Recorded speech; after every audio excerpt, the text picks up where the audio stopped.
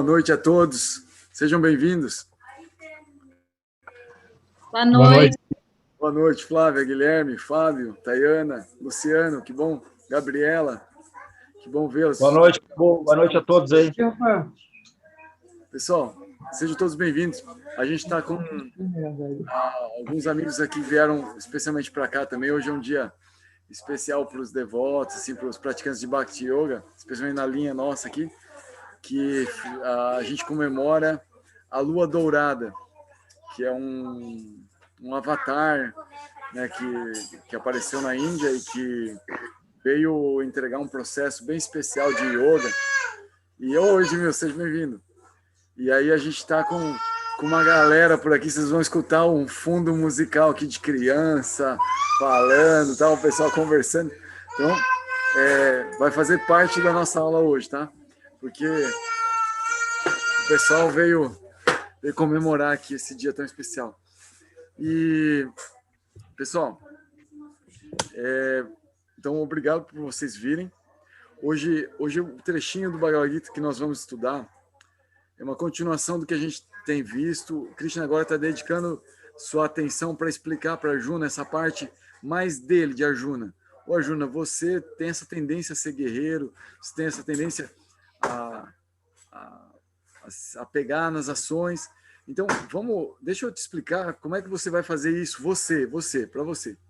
Então, ele começou falando, né, da questão de a pessoa... Vamos passar para o capítulo 3, onde ele começa a detalhar um pouquinho mais essa consciência de Arjuna. Ele começou falando da ideia de fazer um controle dos sentidos e fazer ações reguladas sem se apegar ao resultado. Como que esse tipo de comportamento ele é mais valioso do que uma pessoa que renuncia a várias atividades, ao gozo dos sentidos, mas no coração mantém apego por aquelas atividades, por aquele gozo dos sentidos. Então, ele começa a nos dar uma direção, uma dica de uma das mensagens fundamentais do Bhagavad Gita, que é não seguir pelas aparências. Seja sincero. Você tem que estar inteiro numa prática, inteiro num processo. Mas aí algumas pessoas perguntam, poxa, então quer dizer que eu tem certos atos que eu acho assim que é chutar o balde. Quer dizer, então, que eu tenho que chutar o balde? Eu posso chutar o balde? Olha, se você não consegue se controlar, você tem que chutar o balde. O mais importante é você chutar o balde sabendo a consequência que isso vai ter. Chutar o balde sem saber a consequência que vai ter, aí é bem perigoso, muito perigoso. Então, nossa vida, às vezes sem a gente saber, devido justamente à falta de conhecimento que a gente tem assim sobre karma, sobre as consequências dos nossos atos, a implicância com relação a até mesmo as bactérias que nós matamos. É tão profundo isso tudo, assim, é tão intenso. E nós ficaríamos malucos se a gente se desse conta no aqui e agora da consequência dos nossos atos. Então, às vezes, até uma certa ignorância nos ajuda. Mas é justamente esse conceito, né? Que a gente tem que, então, buscar um certo controle, um certo cuidado e um certo conhecimento que nos ajude a entender melhor essa realidade que a gente está metido. E assim, a gente ir caminhando. Então, para isso, Krishna falou assim, olha, Arjuna, eu vou te falar dos sacrifícios. Os sacrifícios, eles são um tipo de conhecimento que vai te ajudar a guiar o seu dia a dia, o seu cotidiano, aprendendo rituais de como comer, de como conversar, de como atuar em relação às visitas, com relação às mulheres, aos homens, às crianças, aos mais idosos, atuar num relacionamento amoroso. Ou seja, tem ritual para tudo. Dentro dos Vedas, você vai encontrar sacrifícios, que são os rituais, para tudo. E, inclusive, né, eu tinha comentado na aula passada, você vai encontrar os Vedas orientando pessoas que estão mais na bondade, os Vedas orientando pessoas que estão mais na paixão, os Vedas orientando pessoas que estão na ignorância. Porque nós não somos todos iguais. Então, os rituais que são bons para uma pessoa se desenvolver, para ela desenvolver mais consciência, para orientar a sua vida, são diferentes para outra pessoa. E o que vai determinar é mais essa questão energética da pessoa. E aí ela vai se sentir mais atraída por um conjunto de rituais, um conjunto de ensinamentos, um conjunto de diretrizes para ela guiar a sua vida de uma forma progressiva. Daí surgiu até na aula passada assim uma conversa que foi muito proveitosa e algumas pessoas captaram muito e deram feedback da leitura, né, do meu comentário, falando, poxa, mas olha, eu frequento rituais indígenas, em que lá as pessoas têm um jeito de se relacionar com a comida, elas não percebem a comida como sendo algo só para o desfrute delas, têm uma relação com todos os seres da natureza, a carne que eles comem é carne de caça, onde há uma reverência ao espírito do animal que foi caçado, ou seja, tem toda uma ritualística também. Tudo isso que a gente comentou, né, dentro do contexto dos sacrifícios védicos, são feitos e são aprendidos, né, justamente como esses rituais indígenas e outros de outras culturas tradicionais, para ajudar a gente a ter consciência, a gente fazer esses pequenos rituais na nossa vida que nos ajudam a desenvolver consciência. Muitos de nós nascemos na Igreja Católica, que tem vários rituais que ela trouxe das várias culturas que ela foi absorvendo ao longo da história dela, né? Culturas pagãs, e foi trazendo ritualísticos, né, de outras culturas, para quê? Para ajudar a desenvolver consciência, né? Relacionando com Deus. Então, a gente aprender a observar essas ritualísticas não como algo que tem ali uma ficção, um dogma, mas tentar entender a essência, que a essência justamente é moldar nossos hábitos para que nossos hábitos feitos dentro dessas ritualísticas, com consciência de qual é a meta dessas ritualísticas, o que se almeja, a gente ganhar cada vez mais liberdade.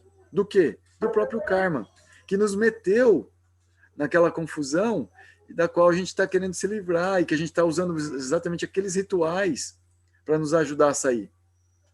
Então isso é muito importante, entender a essência, porque senão às vezes muitas pessoas ficam apegadas na ritualística, na forma somente do ritual, e esquecem a essência, e aí vivem uma vida toda preocupadas com a ritualística, com a forma, esquecendo a essência, e aí elas causam grandes danos nas pessoas que estão ao seu redor, porque elas começam a tentar obrigar as pessoas que estão ao seu redor a seguir aquela ritualística, aquela forma, e isso às vezes não é o saudável para todas as pessoas. Existem rituais para cada tipo de pessoa, e os Vedas são bem amplos nisso. Às vezes tem culturas que não são tão amplas, então, e às vezes alguém que a gente conhece, que conhece os Vedas, também não conhece os Vedas de forma tão ampla. Então, por isso que a gente tem que ficar muito atento na essência da ritualística védica, que é ajudar a gente a moldar o nosso cotidiano para ir nos purificando e nos livrando do nosso karma, livrando desse conceito que é o karma.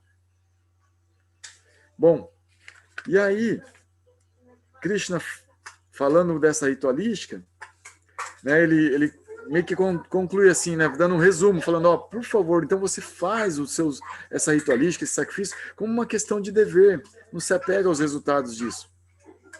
Essa é a essência do Bhagavad Gita, fazer tudo que a gente faz por uma questão de dever, sem ficar apegado, eu vou fazer isso porque isso vai me purificar, isso vai me trazer tais e tais benefícios em termos de karma. Até a purificação, ela faz parte de algo assim importante, e a própria purificação é um dever. Ela é como uma austeridade, é tida como uma austeridade, a purificação da existência. Então, em si, ela não é um resultado. Quando a pessoa se apega à purificação da sua existência, isso é um apego saudável a praticar uma austeridade. O problema é o resultado. Eu quero purificar a minha existência para eu ficar livre das pessoas. Para eu ficar livre, não é bem esse propósito. Porque às vezes esse resultado vem e você percebia que não era bem isso que você queria. Então, a gente andar livre do próprio apego aos resultados é super importante. Deixa que o resultado venha por si só, e a gente não tendo apego, a gente passa por ele sem construir um ego falso em relação ao resultado. Isso é fundamental.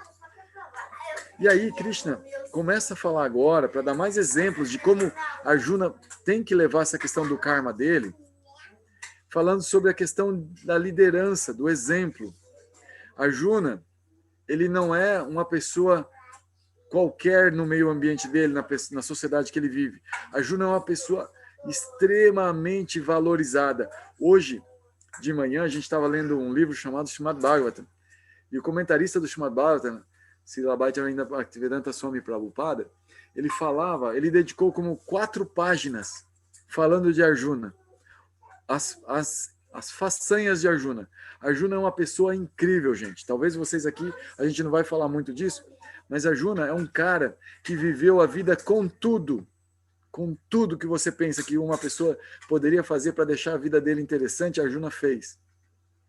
Tudo e muito mais. E ele, fazendo tudo que fez, e todos os conhecimentos que ele tinha, Arjuna viajou para lugares incríveis, conheceu pessoas incríveis. Ele era uma pessoa extremamente ampla de mente, muito inteligente, muito dócil, muito cavalheiresco, uma pessoa querida por onde ele ia. E diante de uma personalidade tão grande assim, Krishna agora vai falar para ele assim, olha, Arjuna, pessoas...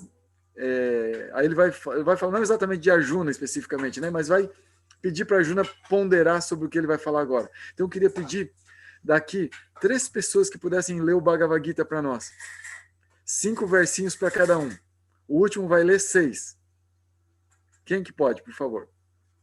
Tem o Bhagavad Gita na mão. A gente está lendo o capítulo 3, versos 20 ao 35. Opa, ali, ó, eu coloquei Bhagavad Gita 2 ali no slide, mas é o 3, tá, gente? Desculpa aí.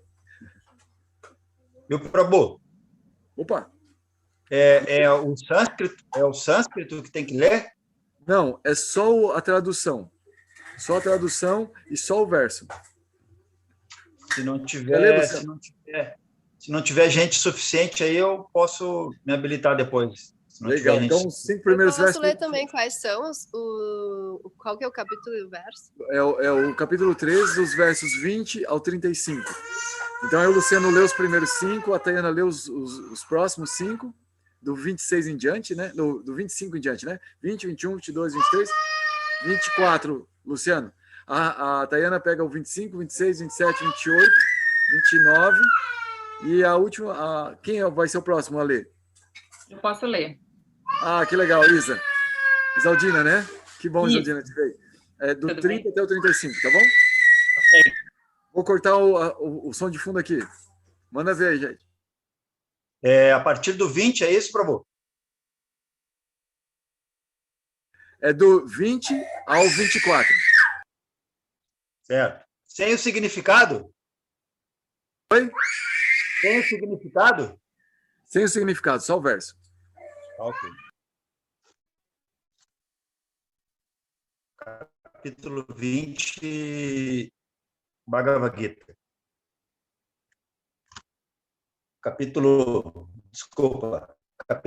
3, verso 20. Reis tais como dos deveres prescritos. Portanto, apenas para educar o povo em geral, deves executar teu trabalho. Verso 21. Seja qual for a ação executada por um grande homem, os homens comuns seguem e o mundo inteiro procura imitar todos os padrões que ele estabelece através de seus atos exemplares.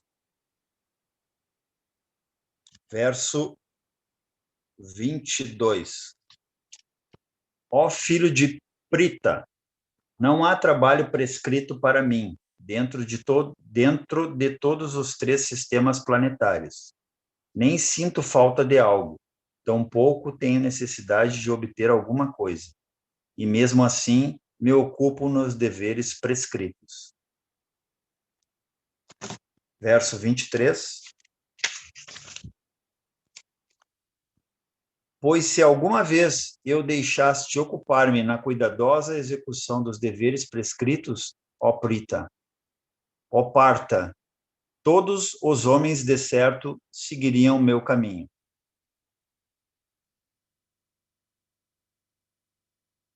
É até o 23, né? Até o 24. Ah, desculpa. Verso 24. Se eu não executasse os deveres prescritos, todos estes mundos seriam levados à ruína. Eu seria a causa da criação de população indesejada, em decorrência do que eu destruiria a paz de todos os seres vivos. Verso 25.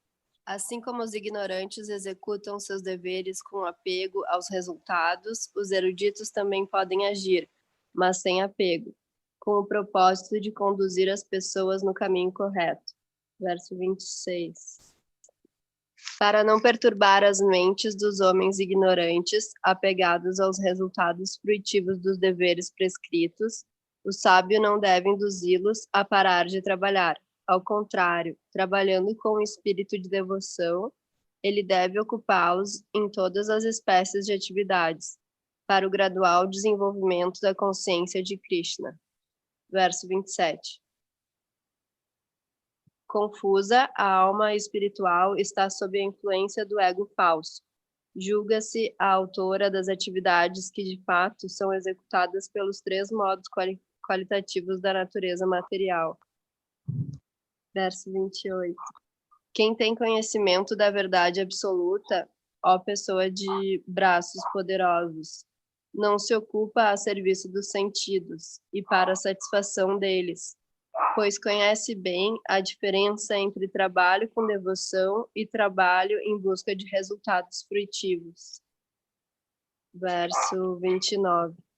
Confundidos pelos modos qualitativos da natureza material, os ignorantes ocupam-se plenamente em atividades materiais e tornam-se apegados. Mas os sábios não devem perturbá-los, embora estes deveres sejam inferiores por causa da falta de conhecimento daqueles que os executam. Eu leio 30 ou não? Eu acho que eu sigo aqui. Isso? Ó, eu tenho o PDF aqui, tem algumas palavrinhas um pouco diferentes, mas o sentido é o mesmo. Verso 30. Portanto, ó Arjuna, redento todas as suas tarefas a mim, em pleno conhecimento de mim, sem desejo de lucro, sem alegar posse de nada e livrando-me da letargia. Lute. Verso 31. Aqueles que cumprem seus deveres de acordo com os meus preceitos e que sem inveja seguem fielmente este ensinamento, livram-se do cativeiro das ações fruitivas. Verso 32. Mas aqueles que, por inveja, rejeitam e não seguem estes ensinamentos, devem ser considerados desprovidos de todo conhecimento, enganados e arruinados nos seus esforços para a perfeição. Verso 33.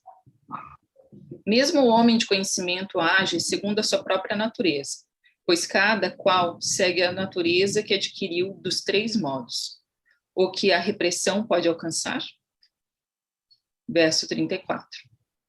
Há princípios que servem para regular o apego e a aversão relacionados com os sentidos de seus objetos. Ninguém deve ficar sob controle deste apego e aversão, porque eles são obstáculos no caminho da autorrealização. Verso 35. É muito melhor cumprir os deveres prescritos próprios, embora com defeitos, do que executar com perfeição os deveres alheios. A destruição durante o cumprimento do próprio dever é melhor do que ocupar-se nos deveres alheios, pois seguir o caminho dos outros é perigoso. Verso 36.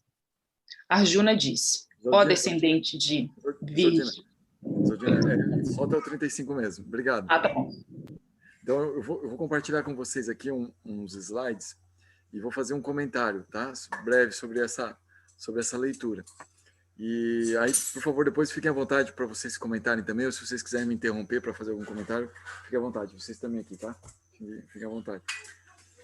Bom, eu eu tomei que esse trecho, ele está falando sobre a importância dos exemplos. Como que a Arjuna tem que se ligar que, naquele momento ali, quando ele está falando de sair da batalha, ele vai dar exemplo para várias outras pessoas. E isso é algo assim, será que é apropriado esse tipo de comportamento? Sair de uma batalha e deixar, devido ao respeito às pessoas que estão lá do outro lado? Será que é apropriado? Então, Krishna questionou isso e agora começa a comentar com ele. Imagina, Arjuna, se todo mundo debandasse do seu lado, se seus irmãos ficassem, não é só você que está deixando algo de lado e os demais não vão ser influenciados por isso.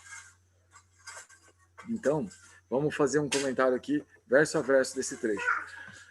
Nesse pedacinho do 20 ao 24, o importante papel dos líderes nessa questão do exemplo. E aí ele fala dele mesmo, como Krishna, ele também é um rei em Dwarka, né? Krishna, ele, nesse momento aqui, ele é quadrigário de Arjuna, ele também é um rei, então ele fala do seu papel como rei, que ele não pode parar de cumprir seus deveres como rei.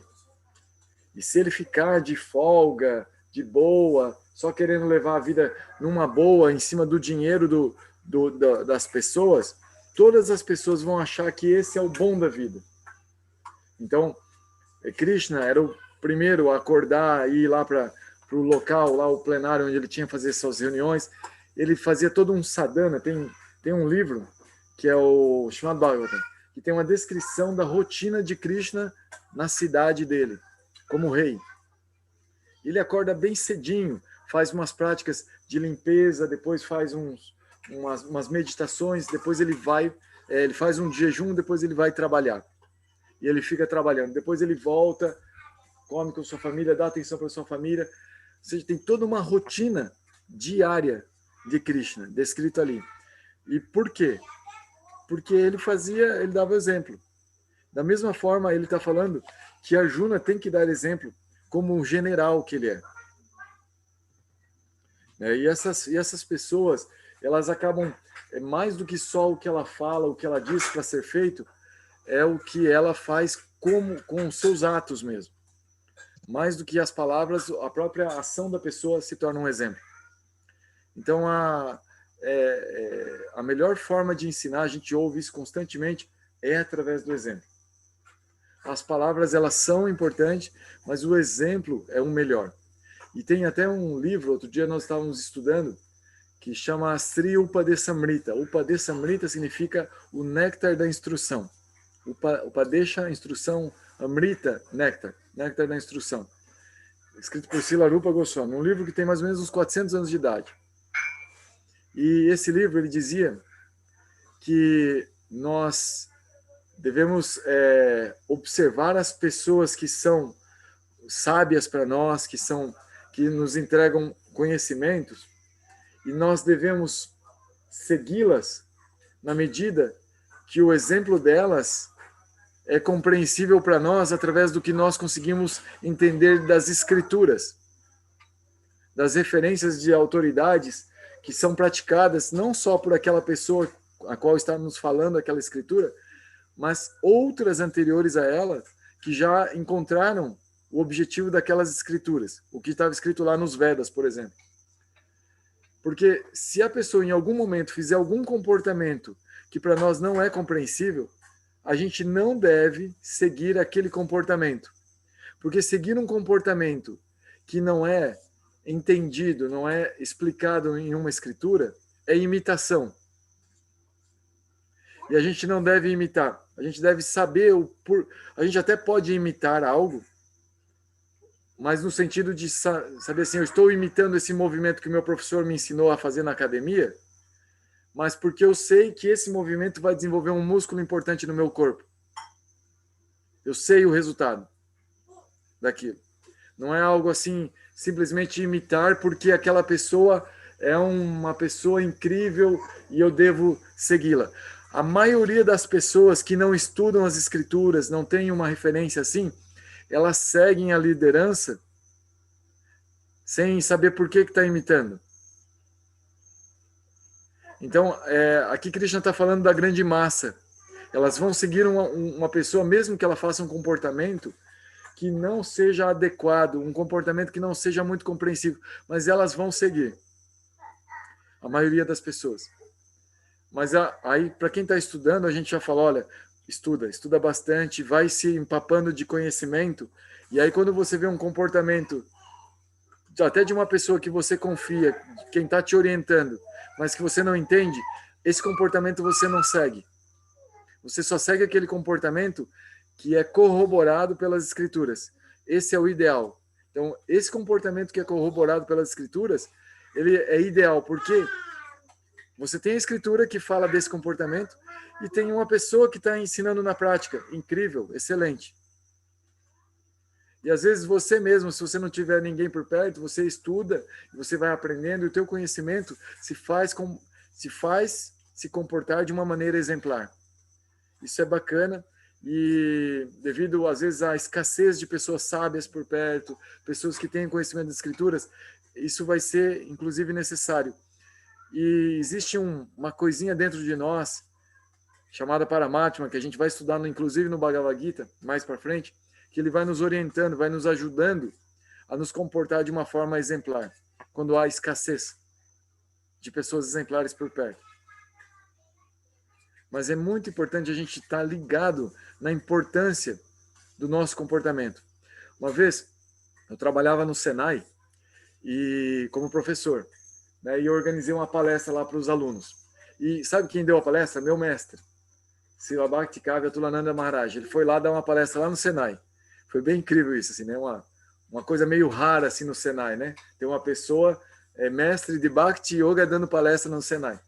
Mas eu aproveitei que eu estava dando aula lá, eu era coordenador do curso, então eu podia fazer alguns manejamentos lá, né? Aí trouxe esse meu mestre. E aí enchemos um auditório de adolescentes, né? Eles estavam fazendo um curso técnico lá. E aí a palestra era ser líder. O que é ser líder? E aí teve uma frase que me marcou muito, né? É igual eu estou falando aqui, às vezes vão ter frases que vão marcar muito vocês. Então eu queria que vocês repetissem ou falassem do que marcou muito vocês e fazer seus comentários aqui daqui a pouco, né? Então daí meu mestre ele falou assim, ó, quando você vai no bebedouro beber água, tem alguém que vê você e por ver você bebendo água, lembra que tem que beber água também e vai seguir seu exemplo e vai lá beber água. Essa pessoa está te tomando como líder. Então, em todos os momentos vai ter alguém te observando. E algumas pessoas vão tomar seu exemplo como positivo e vão se inspirar em você. E tem pessoas que são mais inteligentes, vão tomar seu exemplo como negativo e não vão seguir você. Quando as pessoas veem a gente se comportando com algo que não é legal para elas. Falam, não, isso não é legal para mim, estou aprendendo com essa pessoa, não vou fazer isso. Essas são pessoas muito inteligentes. Aprendem com exemplos negativos também. Então, ele falava que a gente, meu mestre nessa palestra, ele falava que o corpo humano, a existência humana, é um constante convite a ser cada vez melhor. E para isso, a gente sempre vai buscar inspiração em pessoas que são melhores que nós. E, claro, tem pessoas que não são melhores que nós, a gente vai buscar inspiração de coisas que a gente não deve fazer. Isso é uma pessoa muito inteligente, aprende em todos os lugares. E respeita as pessoas com quem ela está aprendendo. Por isso ela não desrespeita a pessoa com quem ela não aprende. Com quem ela aprende coisas negativas. Ela não desrespeita, porque ela tem aquela pessoa como alguém que está ensinando algo para ela também. Isso é uma humildade muito grande. Uma pessoa que está nesse nível. É muito raro de encontrar também pessoas assim, mas é uma pessoa assim, é louvada nas escrituras. Então, é um importante papel de qualquer ser humano dar exemplo para os filhos, dar exemplo para o amigo, para a amiga, para o cliente, para o funcionário, para o patrão, para qualquer, até para um animal, até para um cachorro, a gente precisa dar exemplo. Então, o corpo humano ele é algo incrível em termos de relacionamentos. E parece que sempre a gente está recebendo um convite para ser uma melhor versão de nós mesmos. E Krishna fala um pouco disso nesse trecho. do exemplo. E aí depois ele fala também da questão de uma pessoa sábia não perturbar a mente das pessoas ignorantes.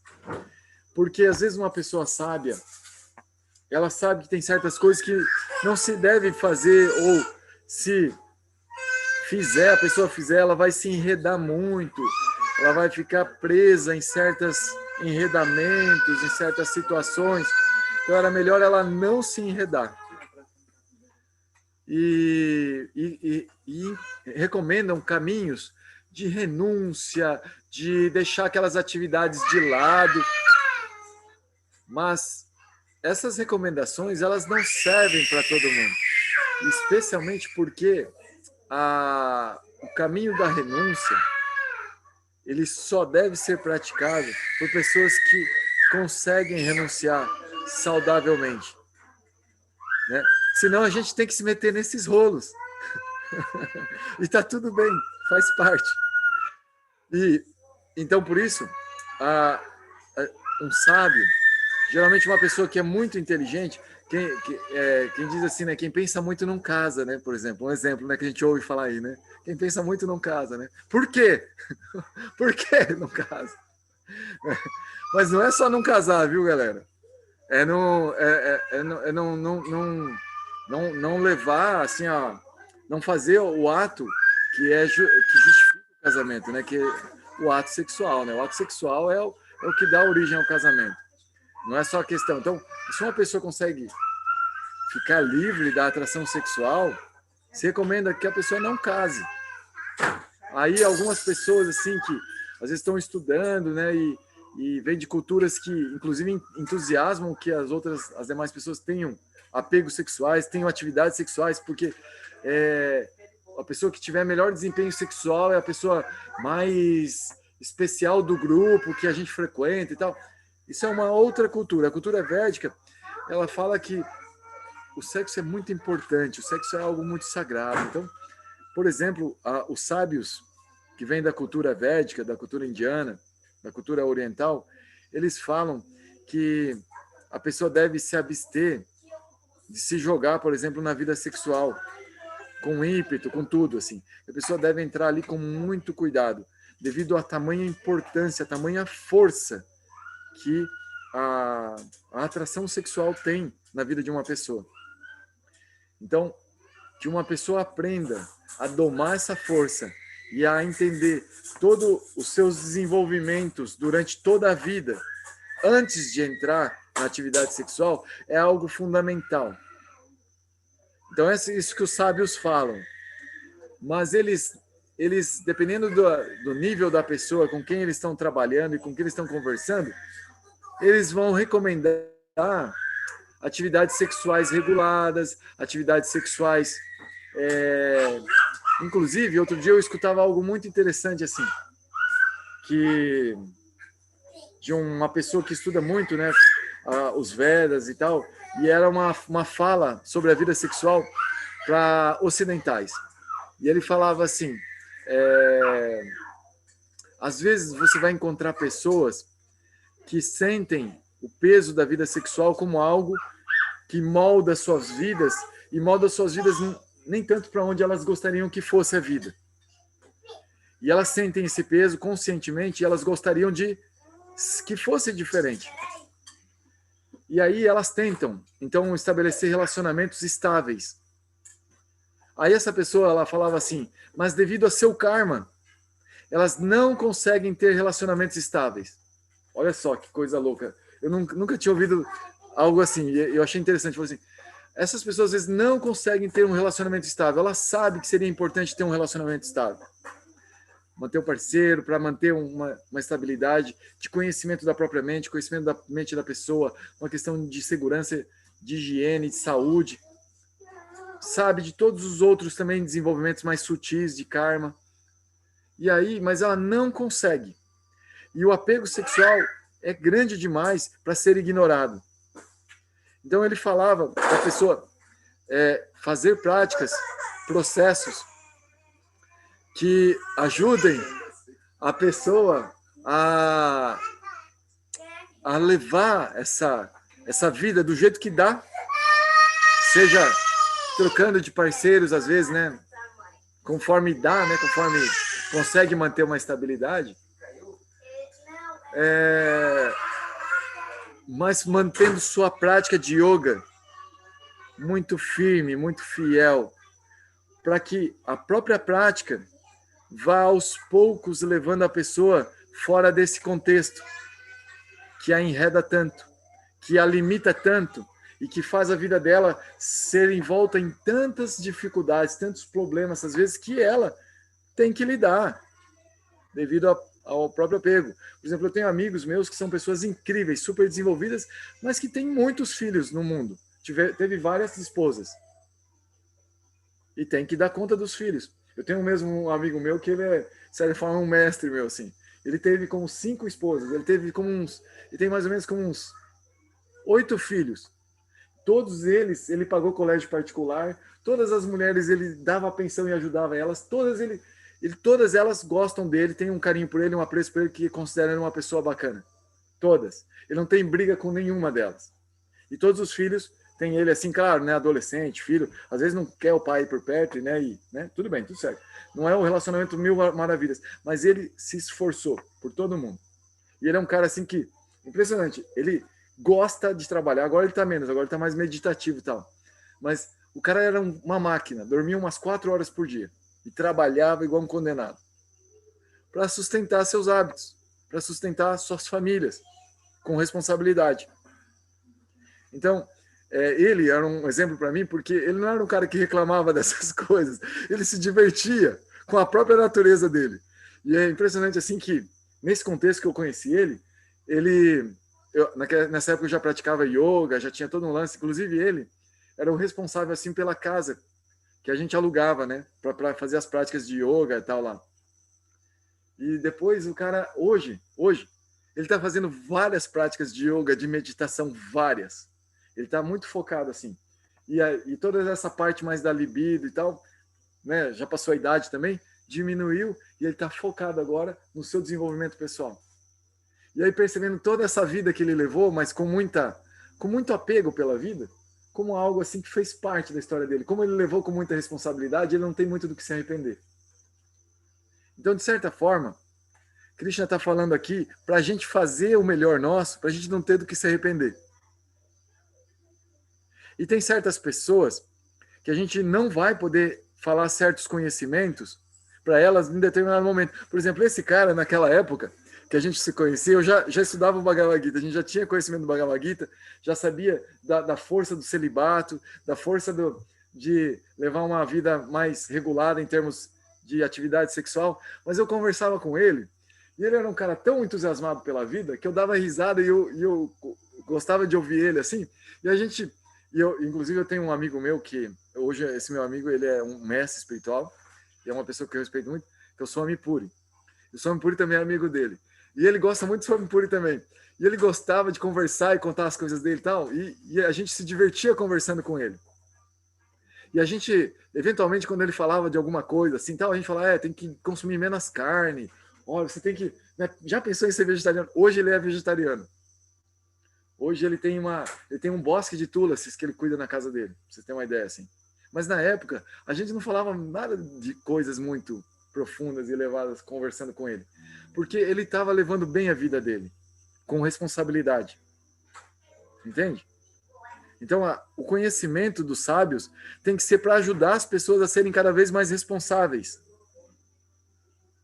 E se for para elas se desapegarem, ajudar elas a se desapegarem do resultado, mas não das atividades. Tentar ajudar que elas façam atividades reguladas. Se você tem mais conhecimento sobre as consequências, os desenvolvimentos de determinadas atividades, se você quer ajudar alguma pessoa a olhar as coisas mais profundamente, você pode ajudar a que ela seja mais regulada. E aí dar algum conhecimento, mas não muito, que ela se assuste e queira parar de conversar com você. Vamos supor, você conhece uma pessoa que adora comer carne vermelha, por exemplo, e você já é vegetariano. Se você chega falando pesado para essa pessoa, a pessoa vai, às vezes, se afastar de você. E se você começa a dar algum conhecimento para ela, e amizade, e dando opção, você percebendo que você é saudável e tem essa opção também, e que às vezes ela vai começar a se dar conta que a carne para ela não é uma opção. A carne é uma obrigação. O corpo dela exige que ela tenha que comer carne. Se ela parasse de comer carne, ela ia ter uma abstinência. Então não é uma opção. Ela é obrigada. Aí uma pessoa que começa a se sentir obrigada a algo e pensar assim, eu poderia ser mais livre. E qual será o caminho, qual será o processo que eu tenho que fazer para eu ser livre de algo? Então daí de repente você pode começar a dar elementos de conhecimento, elementos de alimentação, elementos de opções, que a pessoa fique mais livre da opção de comer carne. Né? Então, algo assim, né? Algo assim. A gente não pode chegar com os dois pés por causa do conhecimento que a gente tem. Não pode ser chato. A gente tem que ajudar as pessoas com o conhecimento que a gente tem. Esse é o conselho que Cristo está dando para Arjuna, falando dos sábios. Eu não estou falando que a gente é sábio. Não estou falando também querendo subir a gente a um patamar. Mas, de repente, para a gente estudar yoga, né? Eu sei que algumas pessoas daqui são professores de yoga, algumas pessoas são chefes em algumas profissões, algumas pessoas tiveram a oportunidade de estudar muito algum tipo de conhecimento. E a gente tem que fazer essa ponderação que a Krishna está falando aqui. Porque senão a gente pode perturbar a mente das pessoas. E existe um karma sutil em relação a isso. Se a gente perturba a mente das pessoas, a gente também tem que pagar um pouquinho dessa perturbação que a gente causou. Existe só uma perturbação que a gente não paga, que é mais ou menos a perturbação que Jesus fez com Pedro, com a família de Pedro. Lembra a história de Jesus na Bíblia, né? Não sei, assim, eu nasci na família cristã, então eu tenho esse pouquinho desse histórico, né?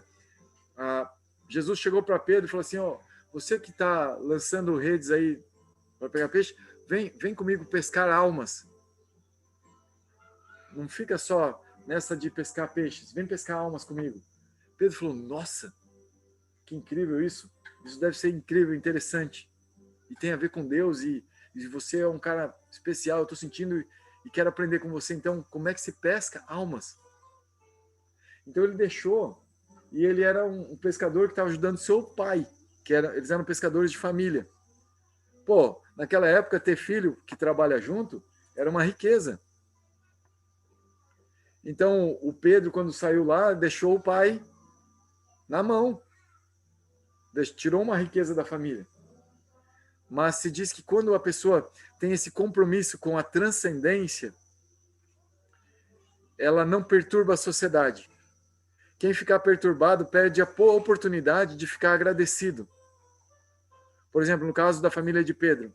Se a família de Pedro percebe que o Pedro, por rumar no caminho da transcendência de uma forma legal, sólida, avança rumo à transcendência, toda a família ganha em termos de karma. Porque todo karma, apesar deles não poderem às vezes praticar aquelas práticas que rumam à transcendência, por tabela eles ganham o benefício pelo filho, por alguém que pratica. É igual você dizer assim, olha, eu não sou o presidente da República, mas ele é muito meu amigo. Então, você tem participação no lance. Entende assim? Porque você conhece alguém que tem uma influência no lance todo.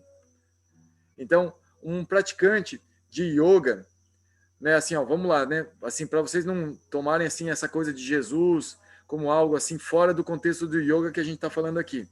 Depois vai ficar mais claro que Jesus é um praticante de Bhakti Yoga, um Bhakti Yogi muito elevado. Então, existem outros tipos de yoga. O yoga que a gente está falando aqui é Karma Yoga. Vocês vão perceber que outros processos de yoga. Todo processo de yoga leva à transcendência. Todo. Então, todos nós que temos interesse ou já praticamos yoga, nós estamos numa prática que leva à transcendência. Então, eventualmente, você pode trazer uma pessoa dentro desse processo de yoga, desde que ela deixe de fazer alguns atos, mas comece a praticar yoga, não há prejuízo para ela. Então, agora, essa questão do yoga, e olha só o ponto que é importante. Se uma pessoa está muito apegada ao corpo, é recomendado que ela pratique Karma Yoga.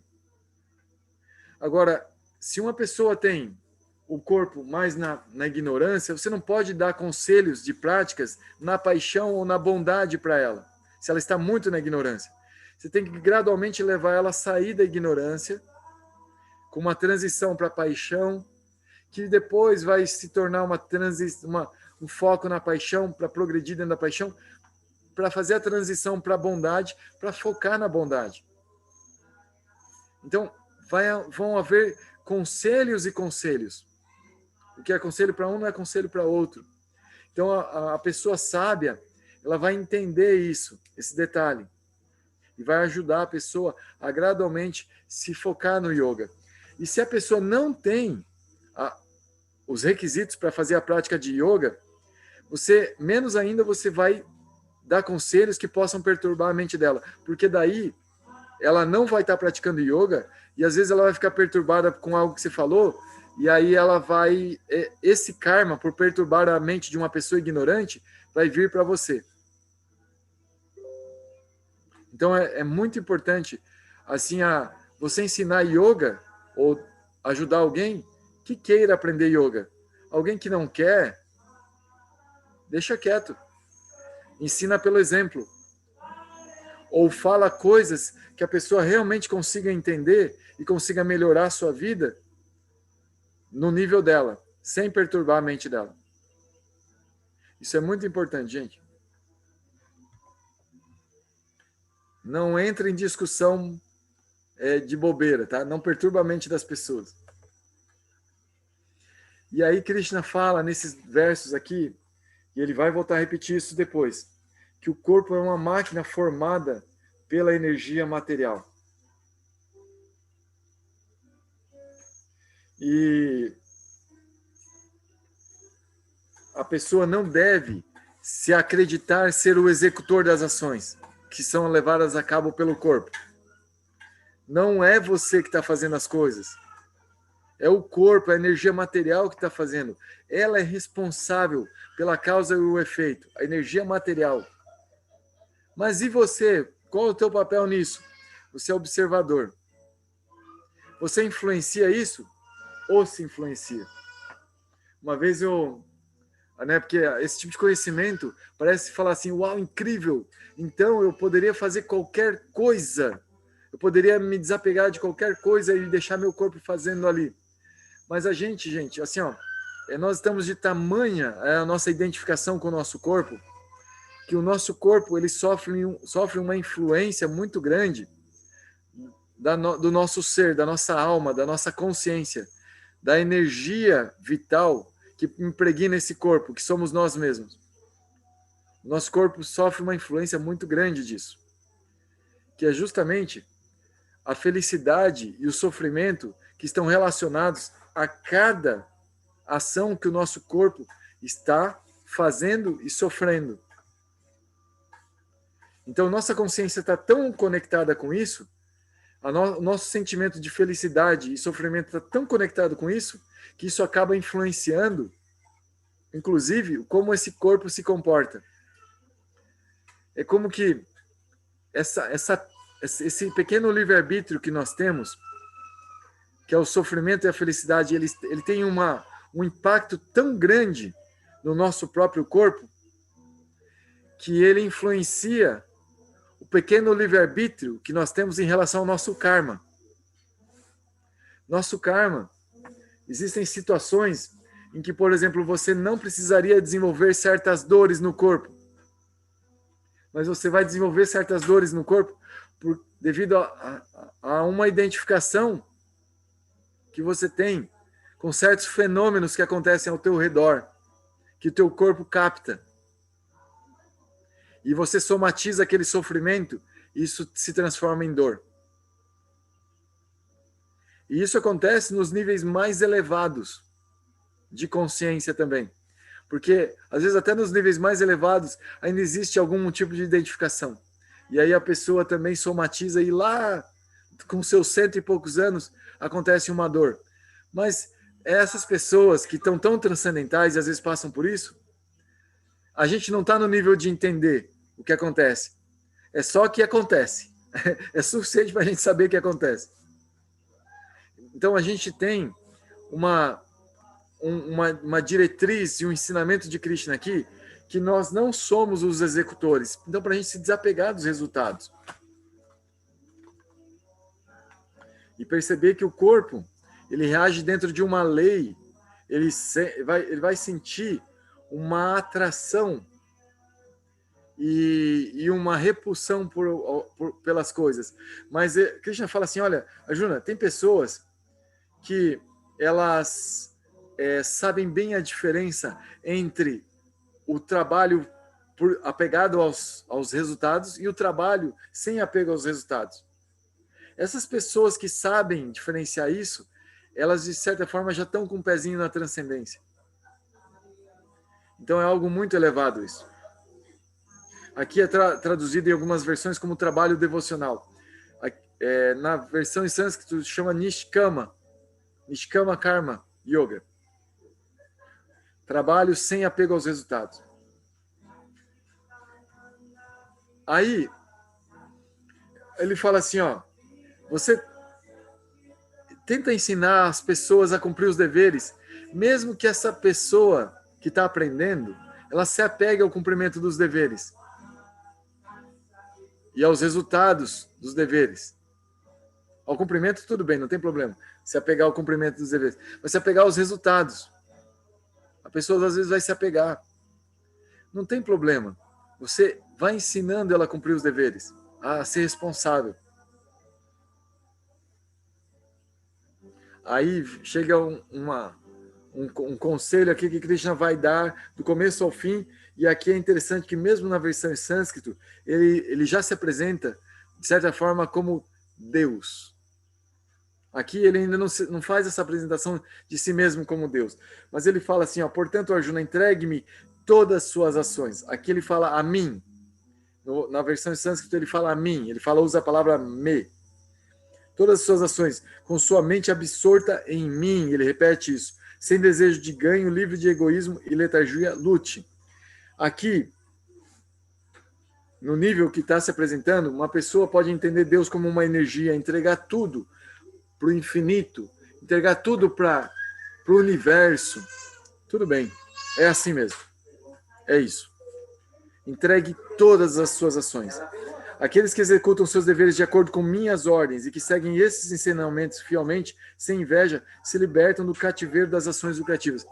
Então aqui, Krishna está falando do Karma Yoga, entregando os resultados para o universo, para Deus, sem inveja de Deus, sem inveja do universo. É para ele, não é para mim.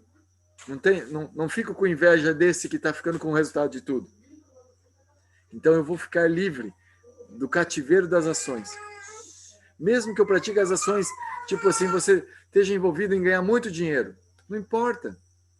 Não é para você. Está envolvido em cuidar da saúde. Não importa. Não é para você. Está envolvido em comer uma coisa gostosa. Não importa. Não é para você. Mas como assim? Mas como assim se comer uma coisa gostosa não é para mim? Não é. Não é. Faz parte de algo bacana para o seu corpo. Mas não é para você. Cuidar do seu corpo não é para você. Cuidar da sua mente não é para você. Mas como assim? Pois é, vamos escutar primeiro, gente. Daqui a pouco a gente vai aprofundando e a gente vai entendendo um pouco melhor. Mas aqueles que devido à inveja fazem caso omisso desses ensinamentos, e olha que Deus ensina em diversas formas. Por exemplo, a lei do karma é um jeito da gente entender as leis de Deus, as ordens de Deus. A lei do karma é um jeito. Porque quando a gente faz o mal, a gente colhe o mal. Quando a gente faz o bem, a gente colhe o bem. Opa, Deus está ensinando que a gente vai se responsabilizar, quer queira, quer não. A gente vai pegar depois o resultado das nossas ações. Então, vamos fazer o bem, tá ótimo. Agora, Krishna no Bhagavad Gita, ele está falando, não é só fazer o bem. É fazer o bem sem se apegar aos resultados, porque daí você não vai nem colher o bem nem o mal. Você vai ficar livre. Você vai ficar livre da colheita. Nossa, mas ficar livre da colheita, isso é novidade. Liberdade da colheita é novidade. Isso eu não tinha escutado antes, liberdade da colheita. Mas tá, se você faz o bem, por que Krishna recomenda fazer o bem, cumprir as ordens dele? Por quê?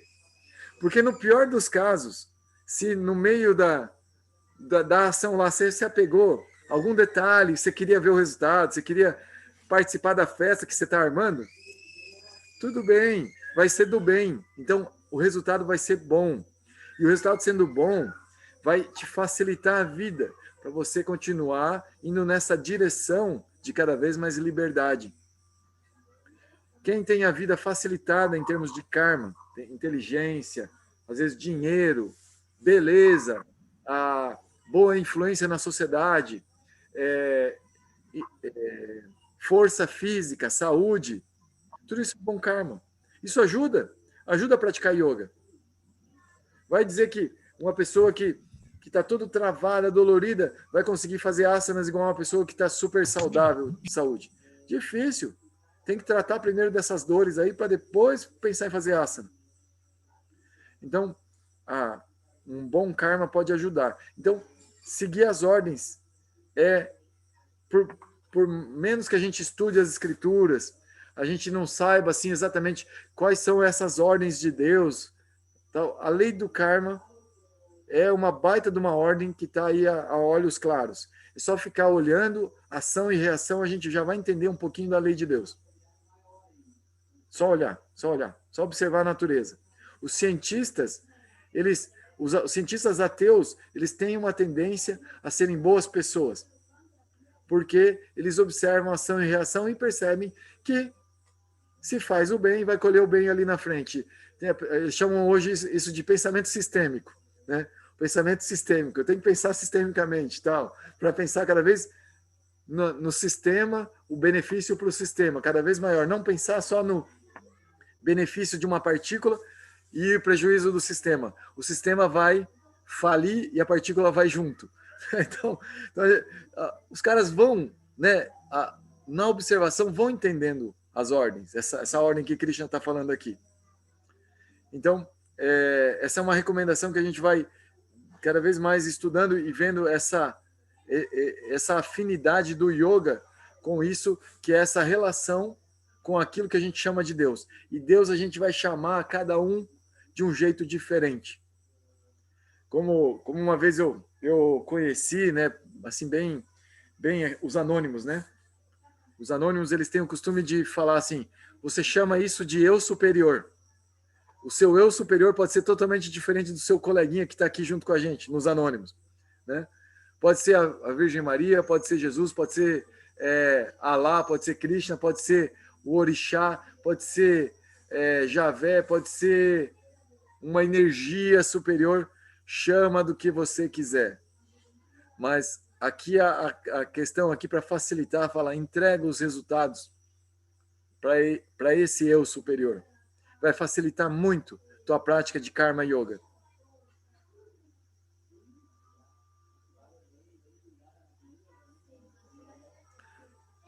É isso, gente. O que vocês sentiram aí? O que vocês pensaram nas nossas conversas? Fica à vontade, por favor, para falar e trazer de vocês aí para nós. Desculpa. No 33, 35, Krishna fala aqui, chama a atenção, né? Conhece a ti mesmo. Por quê? Olha só que bonito esses versos aqui. Cada pessoa atua de acordo conforme a sua natureza adquirida. O que se ganha com repressão? Ninguém vai ganhar nada com repressão, gente. Forçando as coisas. Por mais conhecimento que a gente tenha. Então, conhece teu corpo. Conhece a natureza que você adquiriu. Por que você adquiriu essa natureza? Isso tem a ver com a sua alma. O seu corpo não é sua alma. Mas ele expressa muito de você. O seu corpo é uma obra de arte que reflete muito da sua personalidade. Não tem um corpo igual no universo inteiro. Não tem uma impressão digital igual a outra. Então ele reflete muito de você, do que você é lá dentro, na sua alma. Mas você não é nada disso, nem a personalidade você não é. Mas sua personalidade reflete sua alma. Então, quem você é? Conhece esse corpo, as limitações que ele tem, respeita essa limitação, mas trata de perceber que você não é um escravo desse corpo. Você está utilizando esse corpo para o teu próprio propósito. Isso faz parte dessa ordem de Deus, de que você saiba utilizar esse corpo e não se deixe levar pelos instintos do corpo. Porque senão a gente não vai ser diferente de um animal. O animal, ele é diferente do ser humano porque ele tem um corpo onde predominam os instintos. O ser humano, ele tem a capacidade de observar que tem instintos e perceber que dá para fazer uma regulação desses instintos. Aqui Krishna chama de repulsão e atração. Eu gosto de algumas coisas e eu não gosto de determinadas coisas. Isso depende do tipo de corpo que eu tenho. Eu tenho um corpo que se sente muito bem no calor. Alguns de vocês têm corpos que se sentem muito, muito mal no calor. Isso é diferente para cada um. Mas eu, eventualmente, vou tolerar situações de calor para mim que me são benéficas para o meu crescimento como pessoa. Eu tenho que levar em consideração o meu crescimento como pessoa e tolerar certas situações que são repulsivas para o meu corpo. Às vezes eu tenho atração sexual, mas, poxa, se eu me largar na promiscuidade, eu vou ferrar com a minha vida. Sei lá, porque uma questão de uma doença venérea, por uma questão de mais sutil que eu levo em consideração. Aí eu vou pensar. Mas eu começo a controlar isso. Mas, poxa vida, mas se eu tenho tanta libido, eu tenho que conseguir uma pessoa que compreenda essa minha natureza e me ajude. Se eu for namorar uma pessoa que não compreende essa minha libido e às vezes vai me condenar por ser assim, que tipo de ajuda eu vou conseguir? Eu não vou conseguir me segurar, porque eu tenho muita libido. E daí? Então eu tenho que conhecer, eu tenho que entender minhas limitações. E eu tenho que buscar ajuda, eu tenho que buscar práticas que me ajudem na minha própria caminhada. Quando depende dos outros, tem sempre que ser consentido pelos outros. Quando depende dos outros. Porque as pessoas, elas podem nos servir de muletas. Mas só quando a própria pessoa quer nos ajudar a caminhar. A gente não pode usar as pessoas como objetos. Como se fossem energias. Elas têm que estar voluntariamente aptas a caminhar conosco. Então a gente vai notar que muitas das limitações que nós temos dependem de outras pessoas também. Tem pessoas que querem ser ouvidas, elas gostam de falar e precisam ser ouvidas. Aí elas pedem ajuda de outras pessoas que ouçam. Como vocês, por exemplo, estão me ajudando a eu falar com vocês, que eu gosto de falar. Aí eu pedi um pouquinho da atenção de vocês para eu poder falar um pouco. Vocês estão me ajudando demais. Porque eu estou escutando Bhagavad Gita e comentando sobre ele. Mas eu estou fazendo algo que eu gosto. Faz parte do meu corpo, da minha mente, gostar do meu corpo, né? Eu estou apegado a esse gostar. E estou tentando moldar isso com Bhagavad Gita. E me reprimir em outros temas. Que eu também eu gosto de falar de tudo. Gosto de falar de qualquer besteira. Nessa época que deu aqueles bafafá, aquelas tretas de política, eu estava doidinho para soltar o verbo. E daí meu mestre de Bhakti Yoga, ele falou assim, não faça. Você fica quieto. Fala mais do Bhagavad Gita e tal. Foi justamente nessa época que eu tive uma oportunidade de encontrar pessoas bem maravilhosas, que me deram a oportunidade de estudar o Bhagavad Gita com elas e tal. E a gente falou bastante de Bhagavad Gita. E na política eu ficava, me controlando. Para não falar. Porque não ajudava tanto nem os outros, nem a mim. Então, e o Bhagavad Gita, as pessoas ficam quietas, às vezes, escutando, e parece que está ajudando as pessoas, e está me ajudando também. Então, gasta esse gostar e o não gostar com coisas que são boas para você. Aprende a regular isso. Isso faz parte do Karma Yoga, essa regulação. Agora sim, agora eu vou parar. Obrigado.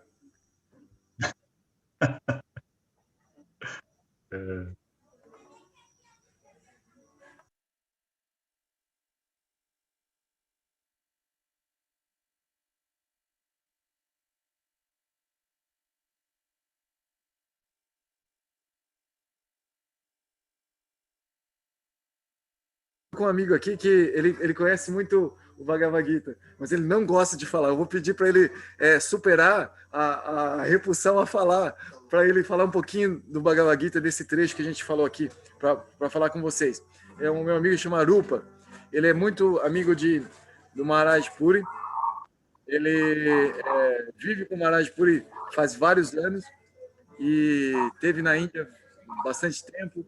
Ele tem como uns 3 ou 4 mestres espirituais assim que ele considera bastante, então ele conta bastante com apoio, conversa com esse. Então é um cara que sempre está conversando com vários mestres e isso é bem, bem especial e bem raro. Então eu queria que ele falasse um pouquinho aqui conosco também, tá?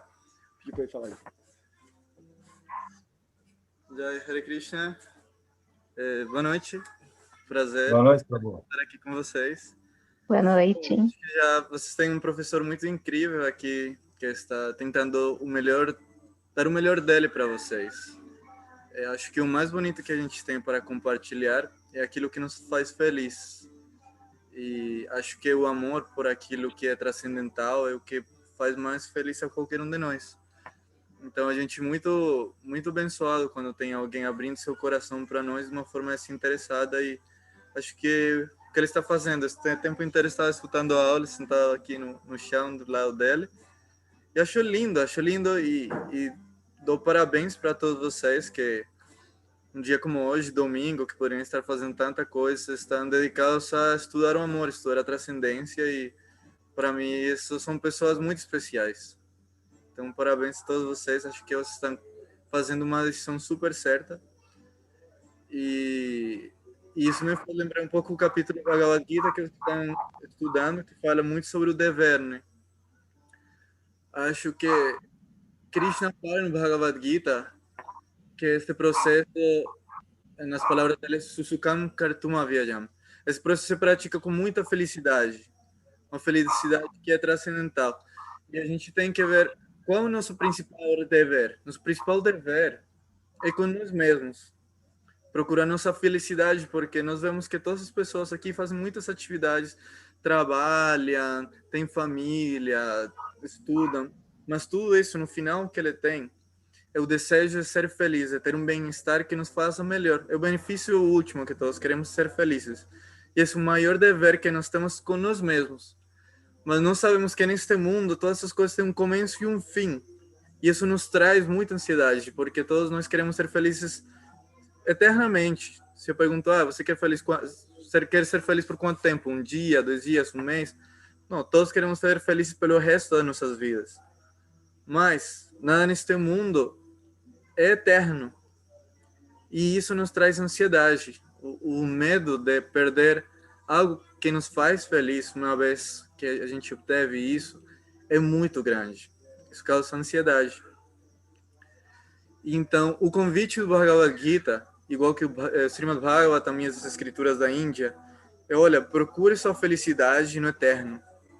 Você tem uma natureza, sua natureza é ser eternamente feliz. E isso vai ser em relação ao eterno, em relação à alma, em relação à transcendência. E esse é o maior dever que nós temos, com nós mesmos. Nós podemos ter deveres com nossa família, com nosso país, com nossa profissão, com nosso chefe, com nossa faculdade, mas tudo isso é simplesmente uma ramificação de nossa verdadeira busca por felicidade eterna. E meus mestres espirituais sempre falam isso, olha, se você está aqui tentando procurar espiritualidade porque você quer verdadeiramente feliz, transcendentalmente feliz, isso que você quer ser. E vocês que estão aproveitando este domingo para dedicar o tempo à espiritualidade, quero que saibam que o Bhagavad Gita finalmente vai falar disso, de procura sua felicidade através do eterno, através do amor, através de ver a Deus em todas as coisas.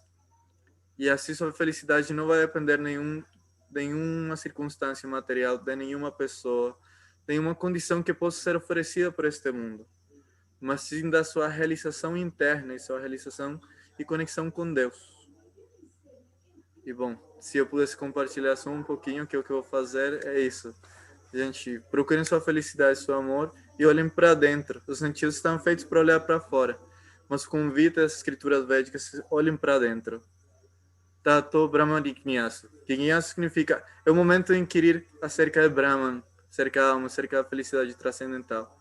E esse é o convite das escrituras sagradas da Índia. Então, muito obrigado por me permitir compartilhar com vocês um minutinho. Quando vocês possam ir a Minas Gerais e visitar a fazenda que eu moro, Vrindabhumi, ela tem Instagram, é Vrindabhumi, vocês acham? E são muito bem-vindos, por favor, quando puderem ir para Minas Gerais, quando a pandemia melhorar um pouco, são muito bem-vindos a compartilhar um pouco de seu tempo, suas experiências conosco em Vrindabhumi. Então, Hare Krishna, muito obrigado pelo seu tempo e Haribol. Até. Hare Krishna, Prabhu.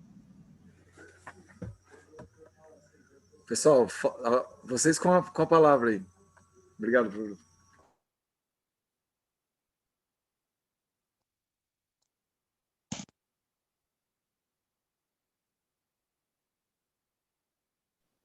Queria agradecer essa oportunidade, Cora, de te ouvir, de ouvir essas palavras finais, agradecer a ele por esse presente aqui de buscar a sua felicidade. Ops, fechou aqui. Isso é profundo, de buscar a felicidade no eterno, né? Esse presente aí, isso é profundo demais. E eu acho que eu vou anotar isso como um mantra aqui na frente da minha cama, para lembrar antes de dormir e agradecer ao acordar, assim.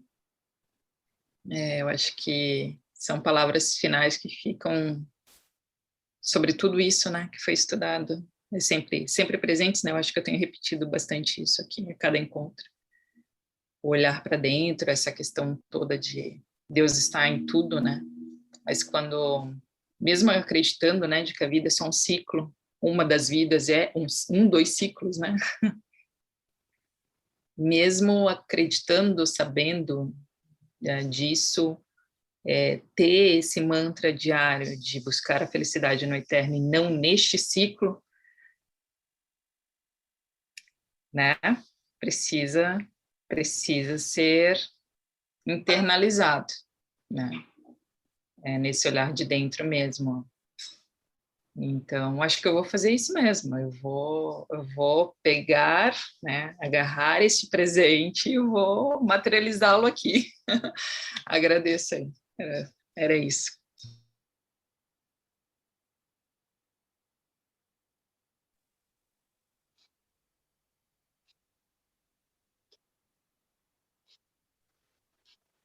Olá, boa noite a todos.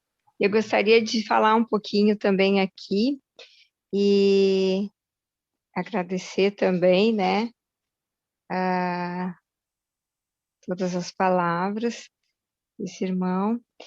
E queria dar, assim, também os parabéns para uma amiga muito querida, a Neida, que está de aniversário hoje e está aqui assistindo, né? Ela que me indicou o curso e aliás, ela faz várias ótimas indicações, assim, para mim, ao longo da nossa caminhada.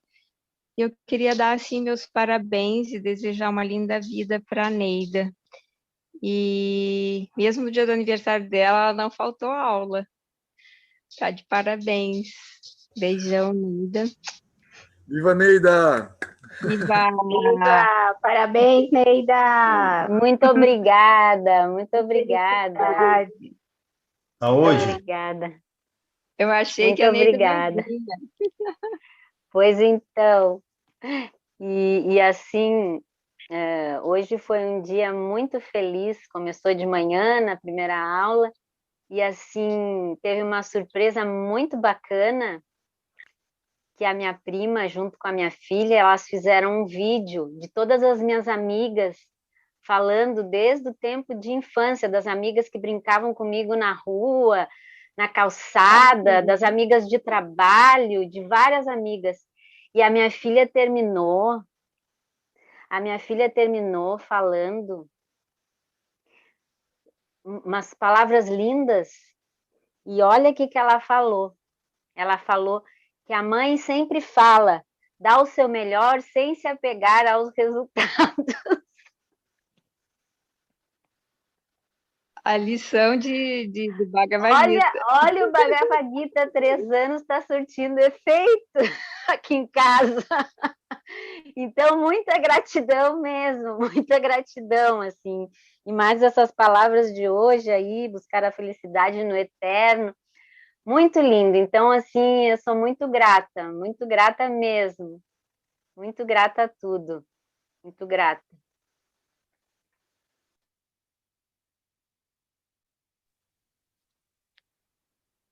Eu que agradeço, Neida, a tua vida.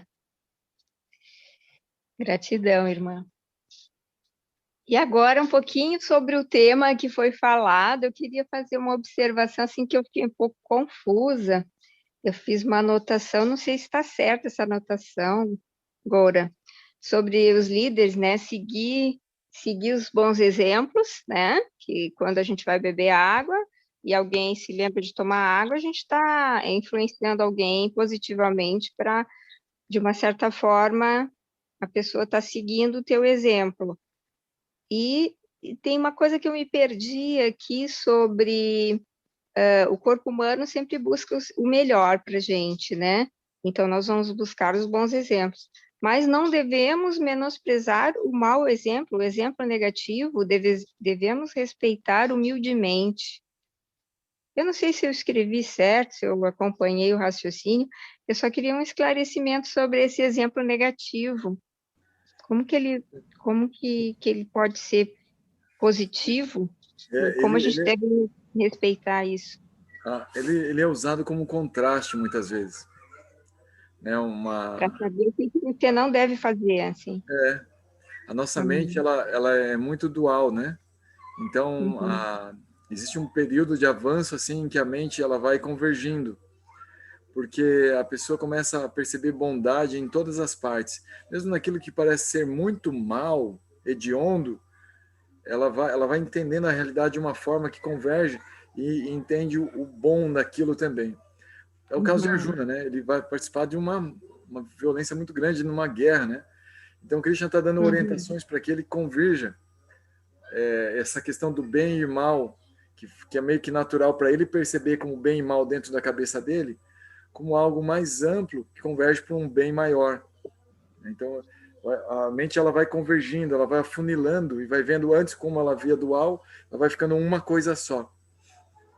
E a mente das pessoas, quanto mais evoluída a pessoa é, com o auxílio dessa ferramenta de conhecimento que é a humildade é uma prática de conhecimento. Ela é apresentada no Bhagavad Gita como uma prática de conhecimento. É a principal prática.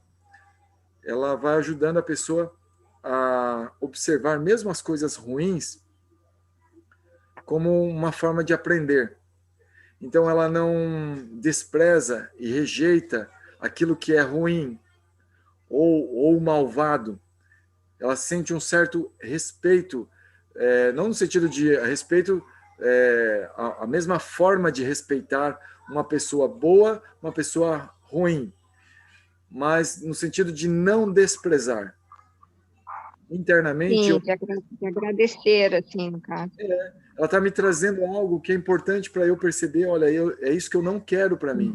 Ela está me fazendo lembrar que eu tenho que tomar muito cuidado comigo mesmo, para não fazer isso que ela está fazendo. Sim, entendi. entendi. E esse respeito, ele pode se transformar em amor pelas outras pessoas. Pelas pessoas que, às vezes, estão dando maus exemplos. Sim, tá bom. Gratidão.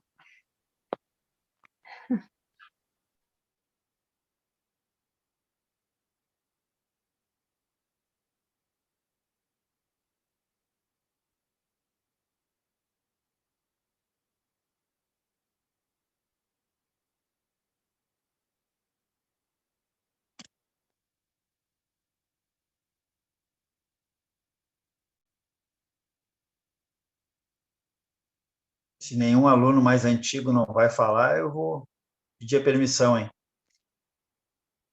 Aqui é todo mundo novo, Luciano, pode falar. Tá bom.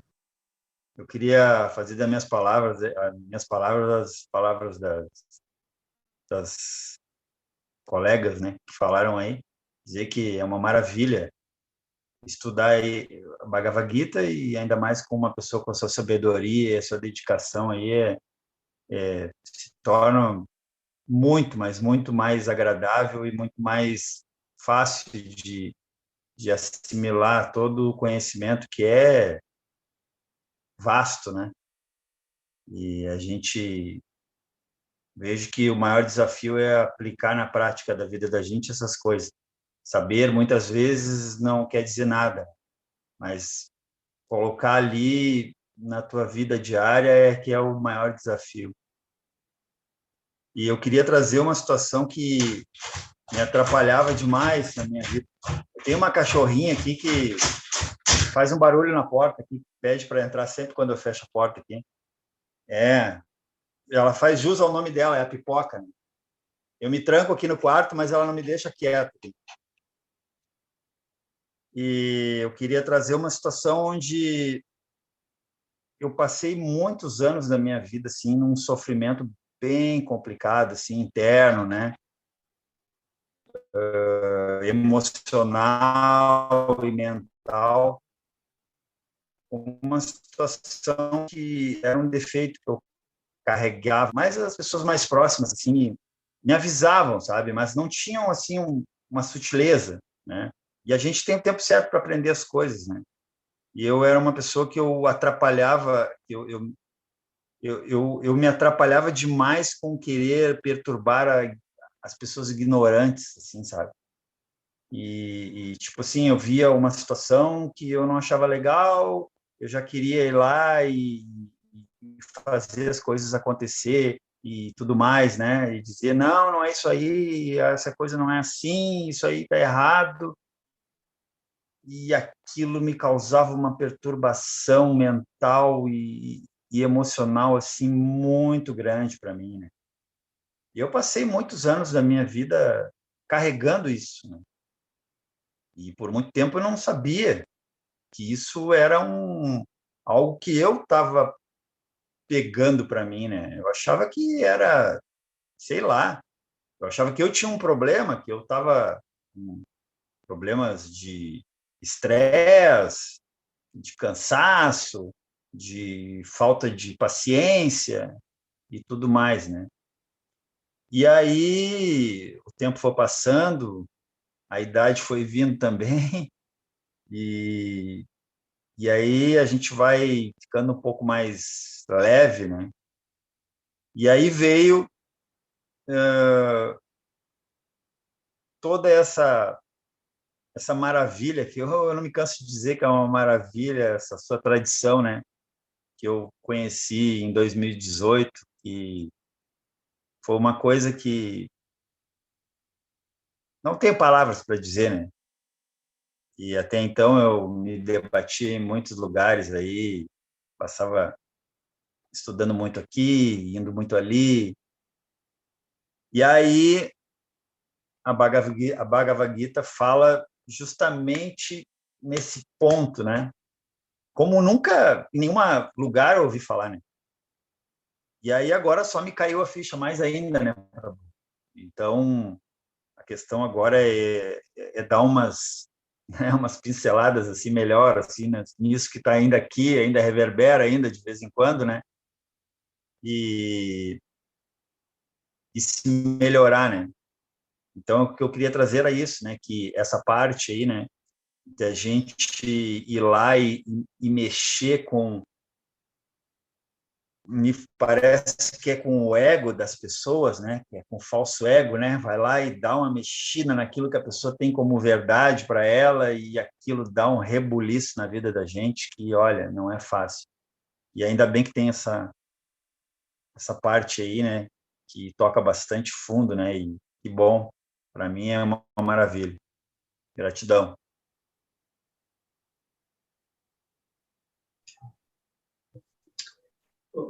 Ô, Goura, no que diz respeito, quando você falou de liderança, me lembrou, né, da missa do lava-pés, né? Que esse episódio é mais ou menos assim, para quem não conhece.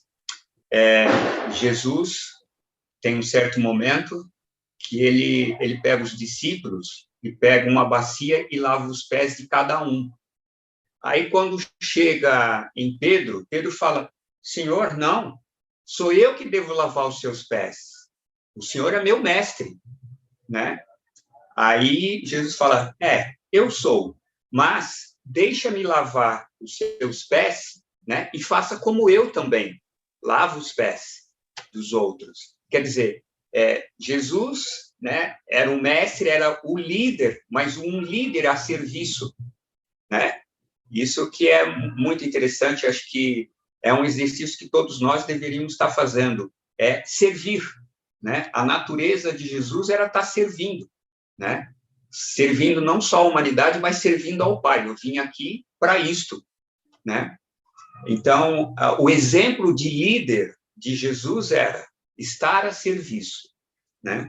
Aí a outra coisa que me chamou a atenção quando você falou de regular os nossos comportamento, me lembra o apóstolo Paulo quando ele diz assim para nós, tudo é permitido, olha que interessante, tudo é permitido, vírgula, mas nem tudo nos convém. Isso é um critério, né? Se a gente adotar e colocar em exercício, né? Eu posso fazer de tudo, mas essa coisa me convém? Convém para minha família, convém para minha empresa, convém para os meus amigos, né? Então eu achei muito interessante isso que você comentou de regulação e me lembrou, né? Esta fala do apóstolo Paulo que nem tudo nos convém. E a outra coisa que a Cristine comentou, né? Sobre os atos, né? Eu acho assim, Cristine, tem pessoas ou mestre que nos ensinam o que fazer. E tem outras pessoas ou mestre que nos ensinam, o que não fazer com seus exemplos, né? Então, essa fala do Gora me lembrou esses momentos, assim, né? E eu concordo muito com o Luciano. Luciano, não é brinquedo colocar isso em exercício. A gente conhece essas coisas. Eu fico pensando aqui, se eu tivesse nota 10 em cada uma dessas observações, uau, né? Mas às vezes eu tiro 0, eu tiro 2, às vezes eu tiro 3 a minha nota, né? Então, colocar isso em exercício e eu acho que esse critério do apóstolo Paulo me toca até hoje, né? Tudo é permitido, mas nem tudo nos convém, né? Às vezes eu tiro nota 1, 2, 3, a gente vai se exercitando. Então, hoje, Gora, me lembrou, né, da sua fala sobre o que é ser líder, que é servir, e regular, né, os nossos comportamentos, nem tudo nos convém. E a questão de exemplo, tem pessoas que nos ensinam com bons exemplos e tem pessoas que nos ensinam com maus exemplos. Isso para mim não é bom, né? Grato pela atenção. Obrigado, Goura. Obrigado a você, Edmilson. Demais, viu? Essa do apóstolo Paulo é bem legal, hein? Fazia tempo que eu não escutava. Obrigado. Sim, é um critério muito interessante, né? Mas é um critério, como alguém falou, o rapaz que você convidou, né? É um critério quando a gente coloca isso em exercício no sentido com amor, né? Aí sim que é o grande exercício, né?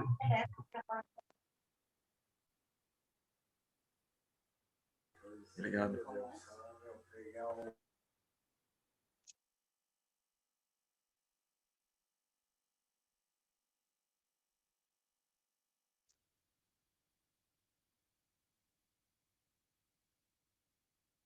Agora, eu tenho uma pergunta. É porque eu fiz duas anotações. tipo, assim, quando você falou dos textos 33 ao 35, né? Aí você levantou duas questões. O seu corpo não é sua alma, mas ele reflete muito da sua alma e de quem você é. E a outra foi: ninguém ganha ao se. Isso aí é porque eu coloquei depois, foi mal. Respeite suas limitações, mas você não é escravo do corpo ou se deixe levar pelos instintos do mesmo. Aí eu queria saber qual é a linha, o quanto o meu corpo, por exemplo, ele tem independência em relação à minha mente. Entendeu? A minha pergunta? Porque primeiro você falou. Hã? Na questão da cultura védica, a mente faz parte do corpo. Ela é o corpo. Você não é a mente. A essência, a consciência, a alma não é a mente também.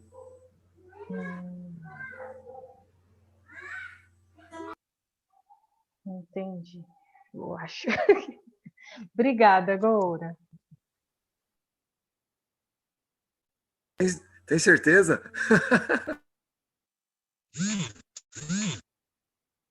Então, sem convicção, né? Não, é porque assim, você falou que a mente, ela faz parte do corpo, né? Então, ela não é uma coisa independente. Só que a minha questão é com relação à alma. Por exemplo, se a alma, ela carrega todas as nossas vivências, né? Tudo que foi aprendido e que a gente vai levando para frente ou para trás, né? Não sei como funciona essa coisa da evolução, o de retroceder e tal. Então, a que ponto que essa minha alma, esse meu corpo vai ser independente da minha alma, a ponto de não carregar coisas que foram trazidas de outras vidas, por exemplo? Entendeu? Nesse sentido. Então, Raíssa, uma das essências do Bhagavad Gita é a gente saber diferenciar daquilo que é permanente do que é impermanente. E dentro dessa diferenciação, dessa análise, a gente vai notar que aquilo que é permanente é transcendência. Faz parte disso que a gente chama de transcendência. É um conjuntão de coisas, eventos que fazem parte da transcendência e são permanentes. Agora, na matéria, tudo muda. Essa é uma característica da matéria. Então, a começar pelo nosso próprio corpo. Isso é algo assim que a gente vai falar um pouquinho mais lá em Jnana Yoga. Mas a gente já pode dar um adianto, Raíssa, em função da sua pergunta. Você pode começar a analisar se existe alguma parte de você, né, até naquele slide lá tinha uma menininha, né, olhando no espelho, assim, uma criancinha olhando no espelho. Você olhando para você mesmo, percebe que existem partes de você que mudam com o tempo. Essa parte é material, não é você. É seu corpo. Você não muda. Você é a parte desse conjuntão que não muda. E cada vez mais, quando você ficar cada vez mais claro o que é isso, quem é isso, cada vez mais você vai conviver com isso, com cada vez mais presença, mais liberdade para ser o que você sempre é. E não aquilo que sempre está mudando. A gente se identifica muito com o que muda. E a gente acha que muda também. A gente não muda. Krishna diz que a alma é imutável. Então a alma não carrega consigo esses conhecimentos de vidas após vidas. Quem carrega isso, Krishna explica no Bhagavad Gita, aqui no capítulo 2, é a mente. A mente, ela armazena todas as sensações que os sentidos captam, e a mente ainda tem conexões acima dos sentidos. A mente, ela não é dependente dos sentidos. Ela pode ser influenciada pelos sentidos, porque ela recebe informações, mas ela é independente. Por exemplo, agora eu estou falando com vocês aqui, estou estimulando o sentido da audição de vocês, e alguns de vocês estão com a mente viajando em outras coisas. E aí, talvez eu falo, epa, aqui, ó, atenção comigo aqui, ó. Eu dei aula, né? Sou professor, então, assim, de profissão. Daí a gente tem que fazer isso, né? Para, às vezes, chamar a atenção da pessoa, porque a mente dela viajou para o outro lado. Mas o sentido está sendo estimulado. Então, o sentido, a mente é independente do sentido. Ela pode tomar rumos que os sentidos estão em outro lance, mas a mente está em outra coisa à parte. Então, ela é independente dos sentidos. Ela pode ser influenciada, isso sim. Você pode acalmar a mente, você pode decorar a mente, você pode moldar a mente através dos sentidos externos, escutando algo, vendo algo, falando, né, tocando algo, você pode ter uma influência na mente. Mas ela é independente. Se você quiser, você pode retrair a mente dos sentidos e eles não influenciarem mais nada ela. Mas ela é o corpo, ela vai mudando com o tempo. A mente muda com o tempo. Inclusive, isso que ela carrega de vida após vida, Raíssa, isso chama em sânscrito vrits, os vrits. O yoga, um dos papéis do yoga é limpar os vrits, limpar essa carga de memórias, de karmas que estão na mente e que estão para acontecer ainda. A mente é como que um repositório do nosso karma.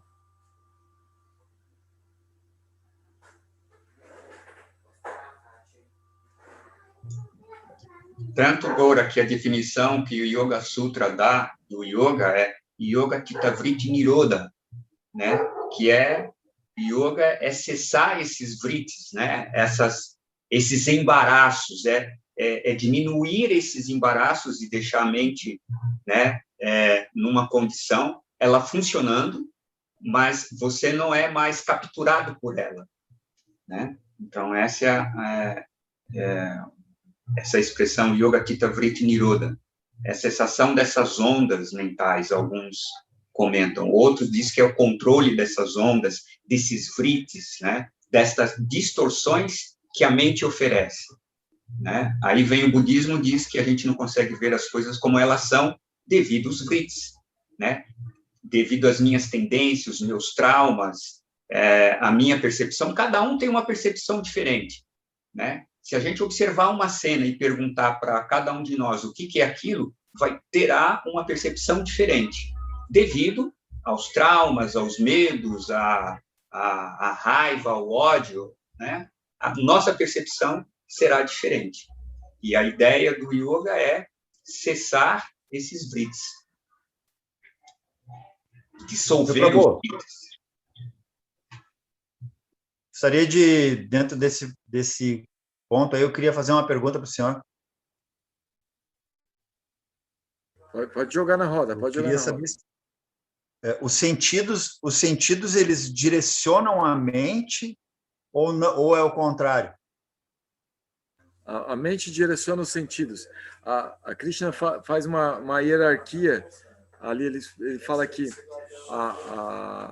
os sentidos eles são superiores aos objetos dos sentidos. Não existe nada no mundo que faça, por exemplo, minha boca querer saborear aquilo e minha boca não consegue fugir daquilo. Não, nada tem esse poder sobre a minha boca. Mas o crack faz o cara ficar muito apegado e tal, e o crack exige que ele vai lá e... Não existe nenhum objeto que seja superior aos sentidos em si. Os sentidos são superiores aos objetos sentidos.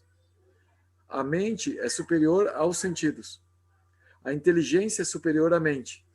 E a alma é superior, inclusive, à inteligência. A alma é completamente independente de todo o corpo. Então uma pessoa que está fazendo algo, por exemplo, usuário de crack, que ela usa aquilo e não, aquilo está destruindo ela. Ela está fazendo aquilo porque a mente dela está querendo aquilo, ou são os sentidos que fazem com que ela... É isso que eu não estou conseguindo... Então, esse papo todo a gente vai retomar ele mais para frente. Agora nós estamos na etapa de Karma Yoga. Nós vamos falar mais disso em Jnana Yoga, e também de Ashtanga Yoga, onde o material de trabalho da Ashtanga Yoga é a mente. Mas só para adiantar um pouquinho, a mente, ela, devido à sua conexão com todas as dimensões do corpo, ela é também o centro do ego. Então, quando a mente ela está perturbada, ela está se identificando, como o Edmilson falou ali um pouco, ela está perturbada pelos vrits, ela está perturbada pelos desejos acumulados, e podem ser dessa vida ou de outras que estão agora brotando e resultando, por exemplo, nessa adicção a uma substância tóxica. Isso pode não ser dessa vida, pode ser de outras vidas. Aí está agora brotando, e a pessoa está percebendo aquele karma, e a pessoa não consegue fugir porque está na mente muito forte aquilo. Ela não consegue fugir porque a identificação dela com a mente é tanta que ela não consegue fazer essa independência do que está acontecendo na mente dela.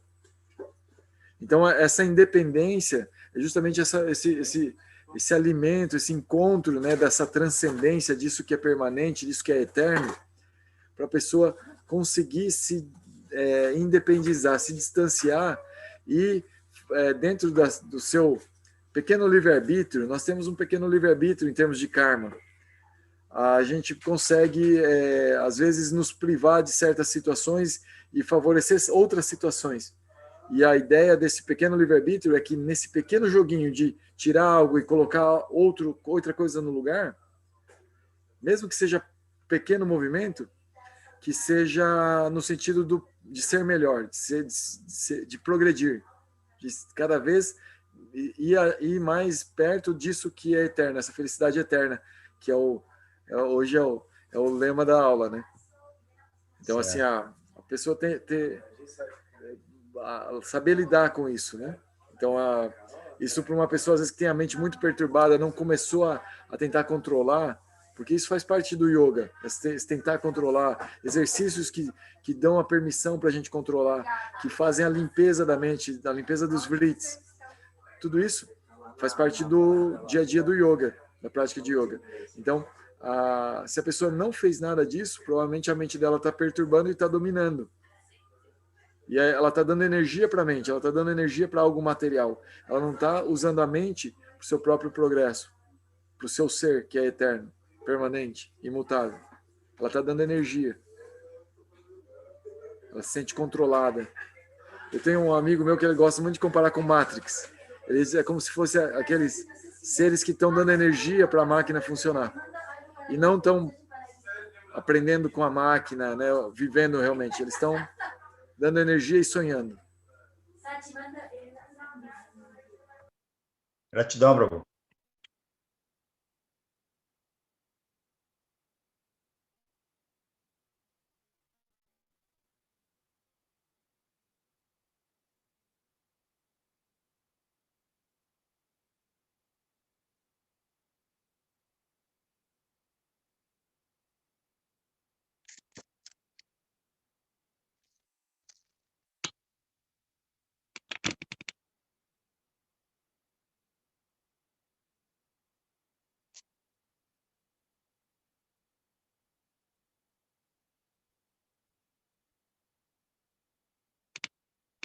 Pessoal, assim como essas perguntas, né, que surgiram agora em relação à mente, ao corpo, não importa que elas, às vezes, a gente vai falar disso mais tarde no Bhagavad Gita, porque é gostoso ficar fazendo essas idas e vindas. Por exemplo, o Rupa aqui, ele deu como que um resumão do Bhagavad Gita, como tudo. E tá tudo certo, entendeu? Vale a pena, sempre vale a pena. Então, por favor, não se limitem nas perguntas, nos comentários. Fiquem à vontade, por favor.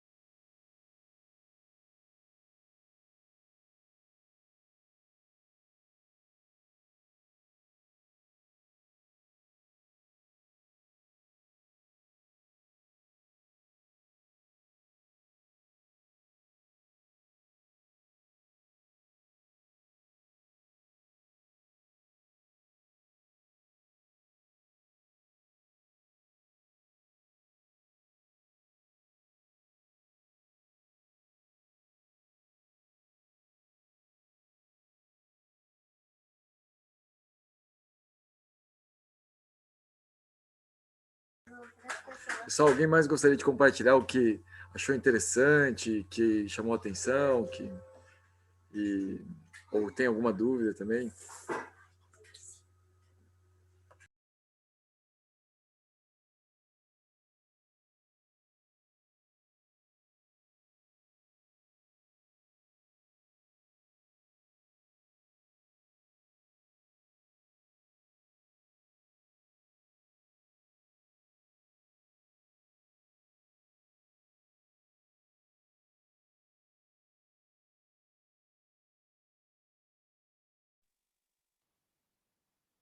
Essas aulas são quartas e domingos, né, Prabhu? Sim, às quartas e domingos, a partir das 6h30. Nós temos um amigão aí que chama Prem, ele está editando as aulas e subindo no YouTube. Depois eu vou lembrar lá qual que é o canal, e aí o pessoal pode assistir as que perderam, né? E para tentar ver assim, alguns temas que a gente já viu, ou que quer recapitular, né? Legal. E não tem problema chegar atrasado, né, nas aulas, né? Não, sem problema. Tá bom. Obrigado. Tá ótimo. Maravilha. Você está indo, Edmilson? Tá ok. Pessoal, obrigado pela aula aí. Até mais. Obrigado a você, Edmilson. Obrigadão.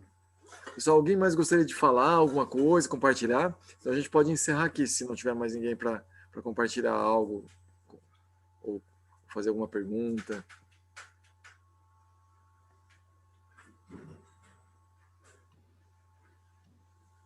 Prabhu, a gente pode perguntar alguma coisa fora do contexto totalmente? Pode, claro. Eu queria saber se o senhor, se a colega ali, se não me falha a memória, é a Raíssa, o nome dela, que ela falou agora há pouco, né?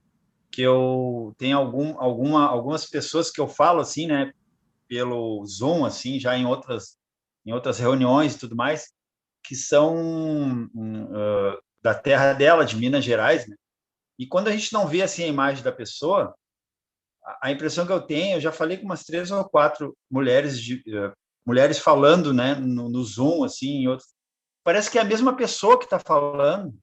As mulheres de Minas, elas parecem que têm a mesma voz, parece que é a mesma pessoa. Tem duas pessoas que parecia que era, eu digo, não pode ser a Andréia que está aqui, eu digo, não é a Andréia, é outra pessoa, mas é igual, a voz, o jeito, tudo igual de falar. É assim mesmo? Você que responde aí, Thaís. O Bhagavad Gita, essa eu não sei. Acho que o Bhagavad Gita não tem referência disso no Bhagavad Gita. Ai, eu acho, tipo assim, igual quando a gente, aqui do contexto de Minas, né?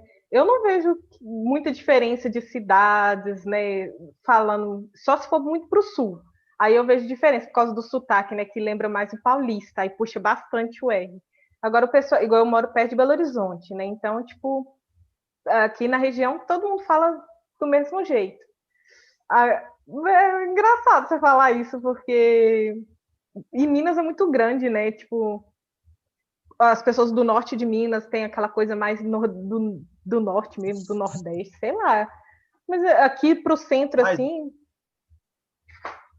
Mas não é o sotaque, viu? Não é o jeito de falar, é a entonação da voz, é o sotaque, parece que eu estou falando com uma pessoa que eu falei, parece que eu estou falando com uma outra colega de um outro grupo, é igual a voz, é igual, tudo é igual. Olha, curioso você falar isso. Eu faço questão de pedir para o pessoal ficar falando, fazendo comentário. A gente tem gente que vem dos Estados Unidos, tem gente que está morando nos Estados Unidos, tem gente que está na Holanda, tem gente que está em Florianópolis. Aí eu queria ouvir também para ver se surgem umas dúvidas desse tipo assim também. Curioso, mas tipo assim, até então, igual eu tenho feito muita aula online também. Eu nunca tinha reparado nisso, não. Assim, curioso você falar. Pessoal, então... Não sei se eu vou conseguir fazer isso, assim, mas eu acho que é até meio indiscreto fazer, mas pegar a voz dessa minha conhecida lá de Minas, né, e colocar ali a voz dela, olha, é incrível, parece que é ela que está falando agora. Gente, então, eu também vou encerrar por aqui, Jorge, obrigado. E eu queria agradecer a todos vocês aí que estão conosco, e a gente se encontra na quarta-feira, se Deus quiser. Uma boa noite, boa semana, gente. Muito êxito para todos vocês. Boa noite, gratidão, Goura. Gratidão. Boa noite a todos aí. Gratidão para